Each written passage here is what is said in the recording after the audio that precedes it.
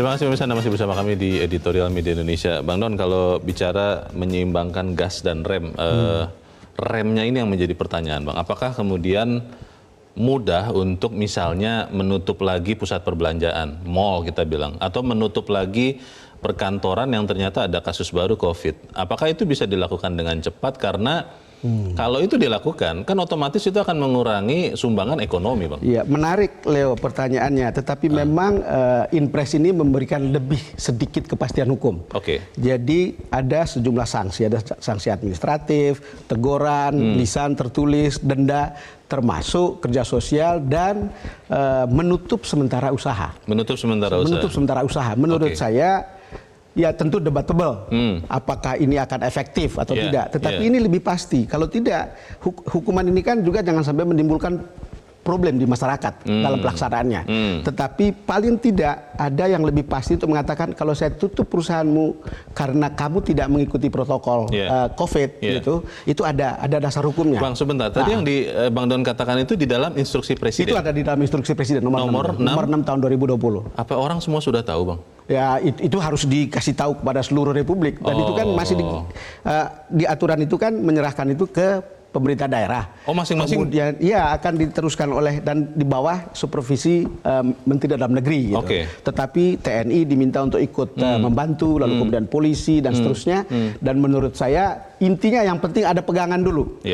Leo kan masih ingat bagaimana orang protes ketika ada suami istri duduk di depan dua-duanya, sementara ada aturan lokal yang mengatakan hanya boleh satu di depan. Bagaimana masyarakat tuh lawan petugas gitu. Jadi kita berharap dengan sesuatu yang lebih pasti itu orang tahu dan orang bisa mengambil langkah yang lebih pasti, lalu kemudian kita bisa berharap bahwa ini bisa ada rem begitu. Jadi soal kita memang tidak ada gunanya stimulus yang sekarang mau dikeluarkan oleh pemerintah, tetapi kalau tidak ada keinginan masyarakat untuk bisa mengerem, untuk lebih disiplin, itu berarti kita masih harus jangan-jangan penurunan itu akan makin lama. Betul. Kalau makin lama, waktu makin lama, insentif. Ya, saya rasa kemampuan pemerintah untuk kasih insentif berikutnya tidak ada lagi gitu. Dan itu problem besar. Masalahnya begini, Bang, ketika kita tahu kemarin keluar angka triwulan kedua kita minus 5,3% pertumbuhan ekonomi, saya menangkap kesan bahwa terutama para pejabat di pemerintahan berusaha begitu rupa supaya triwulan ketiga yang berikut tidak minus lagi. Itu betul. Bahkan sudah ada seorang pejabat yang mengatakan pokoknya anggaran itu harus habis katanya. Itu betul. Nah ini saya agak ngeri, Bang, kalau kata-kata pokoknya harus habis, apakah nanti menggunakan anggaran itu dengan seksama, apakah efektif, apakah utuh, tidak terpotong, apakah kemudian ini juga benar-benar akuntabel? Ya itu problem kita gitu. Ada masalah, anggaran kita tidak terlalu besar, tapi kadang-kadang susah sekali menghabiskannya. Bisa dibayangkan. Karena berbagai alasan. Jadi jangan heran kalau Presiden selalu mengingatkan yang begini. Kita juga berpikir ada soal mental birokrasi, ada mungkin rasa tidak nyaman, karena kemudian ada dalam pengawasan. Kalau dulu kan mungkin tidak ada KPK dan seterusnya masih bisa kong-kalingkong gitu. Tapi sekarang orang harus lebih prudent. Tetapi kan kalau kita berpikir bahwa ekonomi kita ini harus jalan gitu. Kalau pemerintah mengatakan stimulus ini sebagai gasnya, ngegas gitu, mestinya semua komponen harus menjalankannya. Dan yang paling penting itu adalah sebetulnya rakyat itu menunggu, gitu. Karena kalau itu tidak jalan, itu ekonomi juga tidak bisa berputar. Yaitu kita mau menderita lebih lama. Kita mungkin mengatakan, oh kita minusnya cuma 5,32%. Singapura di atas 12%. Bahkan ada negara di atas 20%. Beda angka mereka dengan angka kita. Angka awalnya? Angka kalau dianggap minusnya lebih besar mereka gitu. Jangan terkelabui. Mereka itu datang dari mobil mewah 3000 cc ke 2500 cc gitu. Kalau uang saya ada di dompet itu 500.000 gitu, dengan minus begitu itu bisa jadi nol, tidak punya lagi atau mungkin tinggal satu lembar begitu. Itu bedanya gitu. Bagaimana menyampaikan semua rencana ini ke rakyat yang paling membutuhkan itu pertanyaan besar juga, Bang Don. Tapi kita harus jeda lagi dan pemirsa tetap bersama kami. Editorial Media Indonesia segera kembali.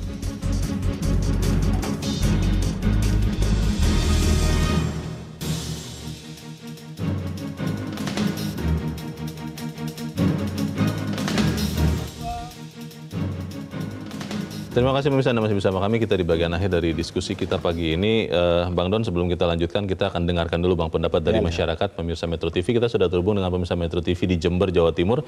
Ada Pak Ihwan. Pak Ihwan, selamat pagi Pak. Halo Pak Ihwan. Halo. Pak Ihwan. Halo Pak Ihwan. Iya, ya. Iya, Assalamualaikum Pak Don dan Bang Leo. Iya Pak Iwan, waalaikumsalam. Silakan Pak Iwan, bagaimana Pak menyeimbangkan gas dan rem ini? Kan harmonis. Harmonis itu bukan hanya seimbang tapi selaras serasi. Gas dan rem itu diperlukan bagi kehidupan manusia ini, tapi tidak cukup itu, harus ada setir. Sehingga mentalitas manusia itu menahan, menekan, mengendalikan diri, ngerem, bahkan berhenti. Nah, itulah yang penting dalam keadaan pandemi seperti sekarang ini akibat COVID. Ini masalah ekonomi memang menakutkan. Ada di dalam ini. Jadi kalau kemudian targetnya APBN ini targetnya 2.233,2 triliun, ini tidak bisa tercapai ini. Karena apa? Terhambat 78,9%, sehingga tinggal 1.760,9 triliun. Sedangkan keadaan kita sekarang ini, masyarakat daya belinya turun sekali. Jadi ini memang menakutkan. Sedangkan utang kita itu sudah lebih dari 5.602 triliun. Nah, Pak Iwan, singkatnya Pak Iwan yakin tidak bahwa kita bisa menyeimbangkan gas dan rem ini, Pak? Bisa. Itu persoalan mentalitas itu ya. Itu persoalan mentalitas. Jadi itu tergantung kepada leadership, manajemen. Nah, kalau ini terjadi, enggak beres, enggak ada remnya, enggak ada setirnya, wah nabrak enggak karuan. Oke, baik, tergantung sama leadernya. Terima kasih Pak Iwan di Jember, Jawa Timur. Di belakang Pak Iwan ada Pak Sukarwan di Magelang, Jawa Tengah. Pak Sukarwan, selamat pagi. Selamat pagi, Bang Leo. Selamat pagi, Metro TV. Selamat pagi, Pak Sukarwan. Silakan, Pak. Saya singkat saja gini, Bang. Pertama, saat sekarang tuh resesi sudah di depan mata. Kita harus menghadapi. Yang paling penting kebijakan pemerintah itu saatnya sekarang membeli besar-besaran semua surat utang negara, baik ORI maupun obligasi jangka panjang. Karena akan menambah jumlah uang beredar. Jangan malah pemerintah itu mengeluarkan surat utang negara agar masyarakat membelinya, apalagi tingkat bunganya dua angka di atas deposito. Jadi harus malah menambah likuiditas ke pasar begitu ya Pak Sukarwan? Iya, harus menambah uang beredar, akan mendongkrak ekonomi sektorial, akan mendongkrak. Yang kedua, kebijakan yang 5 juta ke bawah dapat uang tuh akan tidak signifikan menambah jual beli, tidak signifikan sekali. Tidak ngaruh, tidak ngefek sama sekali. Lebih baik anggaran 31 triliun diberikan pada masyarakat miskin untuk menggratiskan listrik sampai Desember. Oke. Baik, terima kasih Pak Sukarwan untuk pendapat Anda Pak dari Magelang, Jawa Tengah. Di belakang Pak Sukarwan ada Pak Syahril di Jakarta. Pak Syahril, selamat pagi. Selamat pagi, Metro. Ya, ini saya pesankan pada seluruh aparat-aparat yang terkait ya.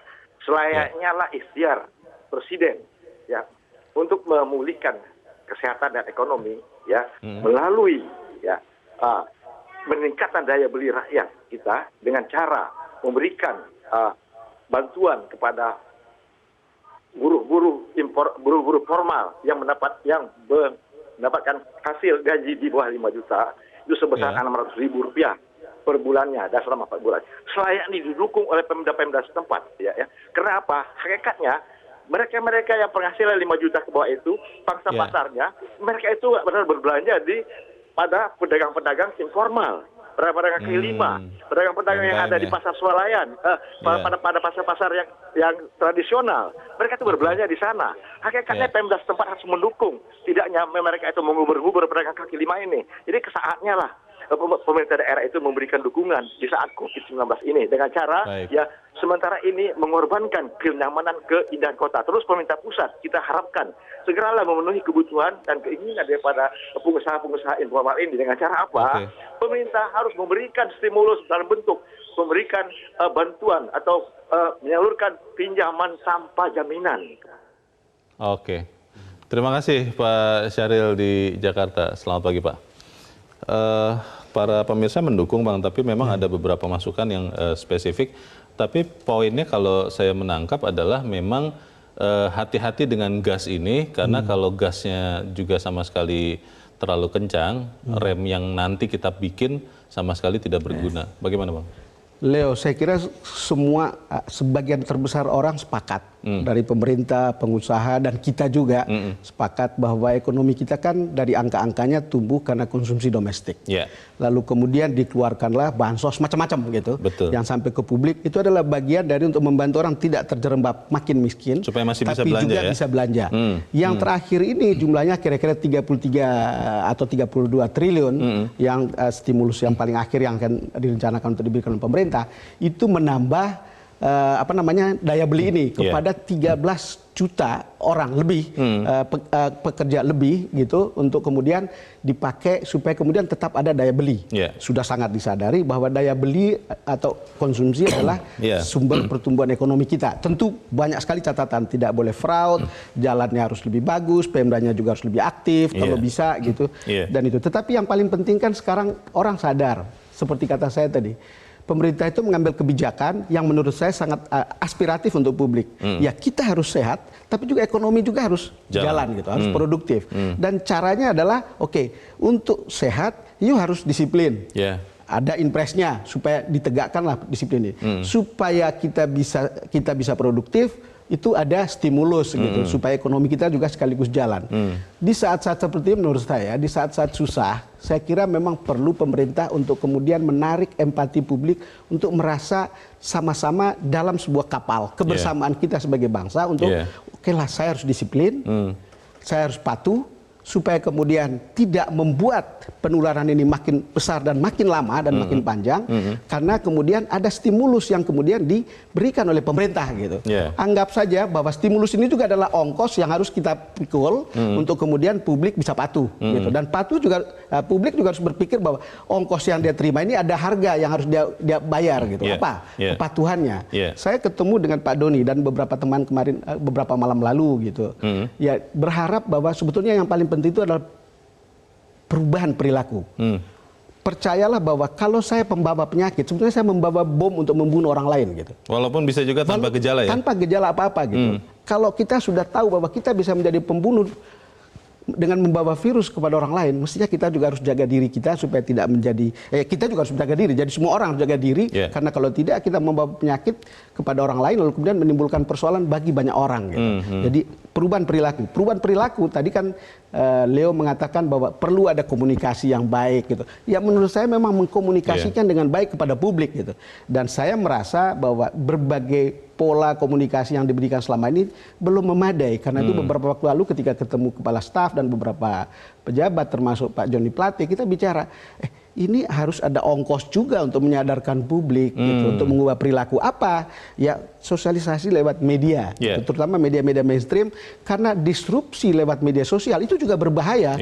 Bahkan ada yang menganggap ini hoax dan seterusnya. Gitu. Kalau kita, bahkan ada obat palsu yang kemudian dipercaya sama orang kan? Itu dia. Pertanyaannya adalah begini Bang, saya ingat zaman Orde Baru atau bahkan di Orde Reformasi pun waktu itu kita punya banyak kampanye yang masif dan itu efektif. Pakai helm untuk pengguna motor itu ditontang banyak orang, tapi karena pemerintah tidak bergeming berhasil. Padamkan listrik di zaman pemerintahan sebelumnya itu juga berhasil. Untuk COVID ini ada tidak kira-kira kampanye seperti itu dan bisa efektif Bang? Ya, saya juga tidak tahu persis ya, tapi mestinya ada gitu. Tetapi yang kita bisa bicarakan, saya bicara pada waktu itu ngomong bikin campaign yang mungkin tidak menakuti tapi memberi optimisme, tapi kemudian orang mudah mengikutinya gitu. Bahasanya harus sederhana juga. Sederhana. Intinya adalah bukan tidak mungkin, buktinya ganjil genap bisa jalan. Truk kita bilang tidak boleh lewat sini bisa jalan gitu, tidak boleh lewat tol dari jam sekian ke jam sekian gitu. Menurut saya sih yang begini juga perlu. Kita harus saat ini ya, ini adalah sebuah momentum yang menentukan. Pemerintah sudah mengeluarkan stimulus, tapi ini hanya berlaku untuk 4 bulan, kan begitu. Tapi kita kalau kita tidak bisa berjuang bersama dalam 4 bulan ini untuk ngegas dengan benar, lalu ngerem dengan benar juga dengan tepat pada waktu yang tepat begitu, ya kita bisa terjerembab pada kesulitan yang sama. Dan kita harus keluar dari situasi itu. Kata kuncinya adalah bagaimana kita berjuang bersama. Bang Don, semoga itu yang terjadi ya Bang. Terima kasih sudah hadir di tempat ini. Selamat pagi Bang. Selamat pagi. Pemirsa, kita patut berharap pada efektivitas dari Instruksi Presiden atau Inpres nomor 6 tahun 2020 tentang peningkatan disiplin dan penegakan hukum protokol kesehatan dalam pencegahan dan pengendalian COVID-19 yang baru saja diterbitkan. Inpres yang memuat sanksi bagi masyarakat pelanggar protokol itu boleh kita ibaratkan sebagai penambah kepakeman rem pemerintah. Kalau rem protokolnya makin pakem, keinginan pemerintah untuk ngegas demi menghindari resesi dapat penyeimbangnya. Semoga kita bisa sama-sama ngerem dan ngegas dengan tepat. Saya Leonard Samosir, terima kasih Anda sudah menyaksikan. Selamat pagi.